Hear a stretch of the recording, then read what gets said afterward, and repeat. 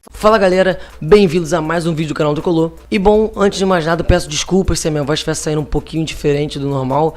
Tô com a garganta um pouco gasta, tô com a voz um pouco rouca e isso atrapalha um pouco a hora de gravar. Mas o Fluminense ontem, digo ontem porque o vídeo tá saindo segunda-feira, eu também tô gravando segunda-feira de madrugada, jogou com o líder do campeonato, São Paulo, no Morumbi. Era um jogo que, apesar de tudo que vinha rondando a semana dos dois times, a gente não tinha o Pedro, porém eles também não tinham o Nenê, não tinham o Rodrigo Caio e também não tinham o Everton. Mas eles ainda assim eram um time melhor, são um time melhor, jogavam em casa, são os líderes do campeonato, então assim, a gente esperava qualquer coisa. A gente esperava até mais uma derrota, um empate do que outra coisa. O que viesse, a gente sabia que era o jogo até então do Campeonato Brasileiro mais difícil. Com as circunstâncias que foram sendo criadas durante o jogo, né? Eu não considero esse resultado um empate. Tá lá na súmula que foi 1-1, a gente ganhou um ponto na tabela, mas pra mim, pra muita gente, foi uma derrota. Não foi nem um empate com gols de derrota, foi uma derrota. Pelas circunstâncias que foram criadas no jogo. Era um jogo que o Fluminense tinha que ter ganho e podia ter ganho. O São Paulo, com 35 do primeiro tempo, mesmo com todos os seus desfalques, perde o seu melhor jogador que foi a campo no time titular, que era o Diego Souza. Então o Fluminense jogou 55 minutos mais os acréscimos, então praticamente 60 minutos com um a mais. O Fluminense numa jogada de sorte, porque não foi, o Fluminense até chegou com méritos outras vezes ao gol do São Paulo, mas o gol foi numa jogada de sorte, né, mérito do São Paulo. O Fluminense abre o placar. Não é surpresa pra ninguém que a média de idade do Fluminense é muito baixa, são jogadores até que alguns que têm um pouco mais de idade, que jogaram em times bem menores, então não tem muita vivência, não tem muita experiência de jogo. Então, o Fluminense, mesmo com o resultado na mão, ganhando de 1-0 com 1 a mais desde praticamente um pouco depois da metade do primeiro tempo, o Fluminense tocava a bola, fazia certo, botava o São Paulo na roda. Tem que botar o São Paulo na roda e qualquer outro time que se colocar a essa situação, né? É o que tem que ser feito, o Fluminense estava fazendo muito bem. Só que o Fluminense tomou um gol, ainda tomou pressão do São Paulo, mesmo com o São Paulo com um a menos. Na substituição ali do Regis, botando o Bruno Pérez de ponta, ou o próprio Regis de ponta, enfim, não sei, eu sei que o Regis deu um baile, não só no lance do gol, mas também em outros momentos do jogo no Ayrton Lucas quando entrou. Ayrton Lucas esse que falhou na hora do gol. Enfim, o ponto que eu quero chegar acabei fazendo até uma análise bem rápida do que foi o jogo. O ponto que eu quero chegar é o mesmo, um ponto que afeta muito as discussões, né, que rondam todo dia em grupos de Facebook, em grupos de WhatsApp, em conversas de tricolores na rua, impacta diretamente na pontuação do Fluminense no campeonato. Quantos jogos o Fluminense vai continuar entregando no Campeonato Brasileiro? E com esse jogo do São Paulo, né, você pode estar pensando que eu considerei Ceará, Paraná. Não, eu tô fazendo esse vídeo baseado em jogos que o Fluminense tinha uma vantagem, seja ela numérica, em jogadores em campo ou numérica no placar, e precisava fazer a manutenção dessa vantagem, e o Fluminense não consegue. É impressionante. Eu peguei todos os jogos que o Fluminense deixou de somar mais pontos porque tomou um gol depois dos 35 do segundo tempo, e esse jogo do São Paulo, que foi uma situação completamente adversa pro São Paulo, que o Fluminense tinha um jogo todo na mão, tranquilo, mesmo sendo fora de casa com o líder do campeonato, e o Fluminense deixou escapar pontos importantíssimos, pontos que poderiam dar uma moral enorme pro Fluminense. Os jogos estão aparecendo aqui na tela, mas no caso foram Corinthians 2, Fluminense 1 na Arena Itaquera. Na primeira rodada do Campeonato Brasileiro, o Fluminense estava empatando por 1-1 e o Corinthians aos 40 minutos faz o gol da virada. O segundo jogo é Fluminense e Santos também, só que aqui no Maracanã o Fluminense jogando mal pra cacete, mas estava empatando em 0-0, e também aos 40 minutos o Santos fez 1-0 e levou os 3 pontos para São Paulo. Fluminense e Bahia, o Fluminense, na minha opinião, jogava melhor que o Bahia, mas estava ganhando o jogo, um golaço do Pedro.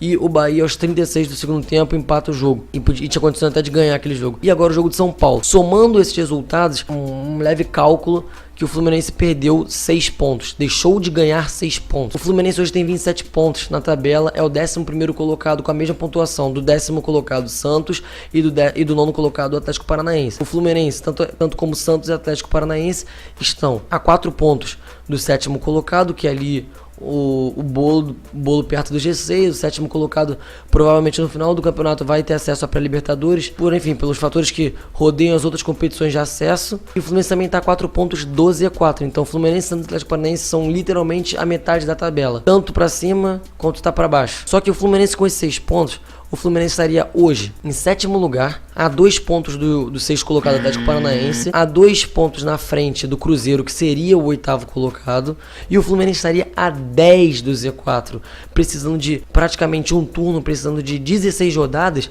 para somar, sei lá, 10, 11 pontos para não cair. Então o Fluminense estaria fazendo um campeonato muito mais acima da média, muito mais do que a gente imaginava, brigando por coisas que a gente não esperava, sem contar os jogos ridículos que o Fluminense perdeu. Fluminense Paraná, Fluminense Ceará, o Fluminense Internacional, que mesmo sendo internacional, o Fluminense não jogou, poderia ter arrumado, sei lá, um empate, enfim. Isso sem contar esses jogos. Jogos em que o Fluminense tinha vantagem, ia conquistar 1 ou 3 pontos e deixou de ganhar por não conseguir administrar a vantagem. Isso se deve muito ao fato também, além da pouca idade do elenco, o fato de que o Fluminense não tem peça de reposição. O elenco do Fluminense é um dos elencos mais secos da Série A. É um dos menores elencos, se não for o menor. Acho que tem 29 ou 30 jogadores, ou pelo menos começou o campeonato assim. Então você não tem peça de reposição.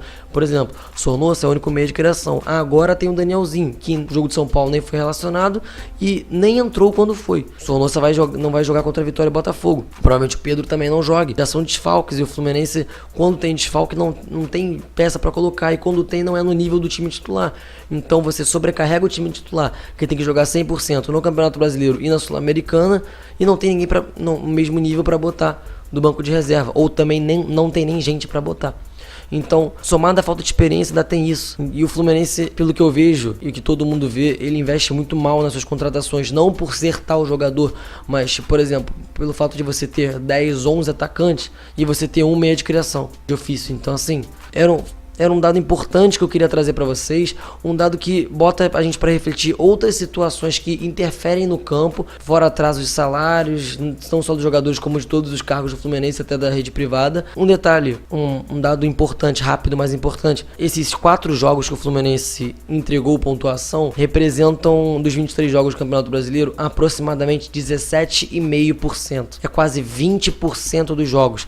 Isso quer dizer que basicamente, de 5 jogos que o Fluminense joga, ele entrega mais ou menos, ele entrega 1. Ele deixa de pontuar mais em 1. Então, o Fluminense, isso não é de hoje, isso vem de outras temporadas, o Fluminense não consegue segurar vantagem, vem de diversos fatores. Eu quero de você, na aba dos comentários, que você me diga o que você acha qual é o fator mais importante, o fator que dá mais impacto ao Fluminense não conseguir segurar vantagem, independentemente de qual é a vantagem que o Fluminense tem. E antes de encerrar um vídeo, antes de pedir acesso às minhas redes sociais e inscrição no canal para você que é novo, eu gostaria de declarar, o meu luto e a minha tristeza com o incêndio do Museu Nacional na Quinta da Boa Vista, aqui do Rio de Janeiro. Um museu que tinha mais de 20 mil itens de acervos históricos, tanto de importância às vezes mundial, mas a boa parte da importância nacional do Brasil. Quando a gente fala que a história do Brasil foi apagada, não, a história nunca foi apagada. O melhor museu, a melhor fotografia, a melhor lembrança está na nossa mente. Porém, lembranças, ninguém fica vivo 200, 300, 500 anos, que é o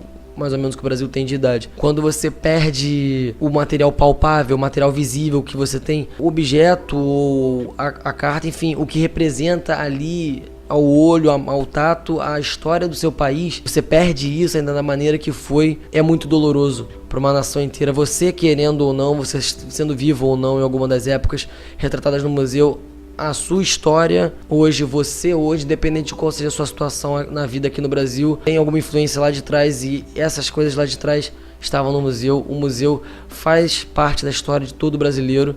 O Museu Nacional fazia parte de toda a história de todo brasileiro, e mostra o desleixo, o descaso que nossos governantes têm com a história nacional. E puxando desse ponto do desleixo, do descaso, é mais ou menos, já canais de Fluminense, o que fazem com o Fluminense, o que fazem principalmente com os times cariocas e alguns outros times Brasil afora. Times que têm história, times que têm tradição, times que têm uma grandeza, têm o seu mérito. Seus dirigentes não têm respeito nenhum com a instituição, com o torcedor, com a camisa que está sendo representada no campo, seja essa do Fluminense, do Vasco, do Botafogo, do Flamengo, do que for. Então fica aqui o meu luto ao Museu Nacional da Quinta da Boa Vista aqui no Rio de Janeiro. Então, se você não é inscrito no canal, peço que você se inscreva, ative o sininho para chegar a notificação quando eu botar vídeo novo, comenta o que você achou do vídeo e um real motivo ou outra coisa que você acha relevante, comenta no canal, me siga nas redes sociais. Eu vou ficando por aqui, até a próxima e saudações tricolores.